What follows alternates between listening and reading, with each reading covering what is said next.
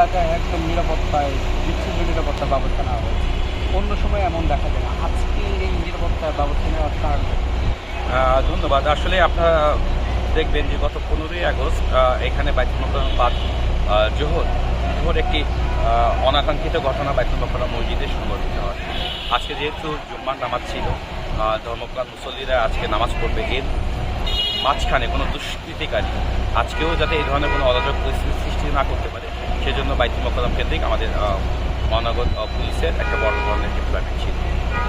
জামায়াতে ইসলামে কোনো ধরনের শোডাউন বা কোনো ধরনের হুমকি বা কোনো ধরনের আশঙ্কা ছিল কিনা?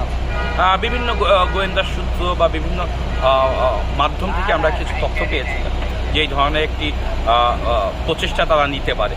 সে কারণে আজকে আমাদের পুলিশের যে নিরাপত্তা ব্যবস্থাটাই একদম নিশ্চিদ্র নিরাপত্তা ব্যবস্থা নেওয়া হয়েছিল, যাতে এই ধরনের কিছু সংগঠিত না হয়।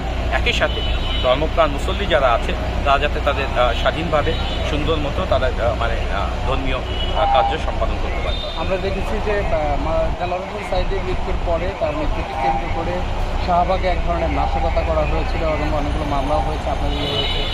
তাদের ধরার বিষয়ে আপনাদের অবস্থানটা কী এবং তাদের প্রতি আপনাদের মেসেজটা কী থাকবে যারা এই নাশকতা করে রাজনৈতিক কর্মসূচি নেবে বা কোনো ধরনের একটা ইয়েকে কেন্দ্র করে?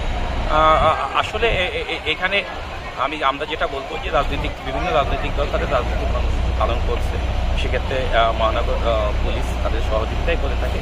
কিন্তু রাজনৈতিক যে কর্মসূচি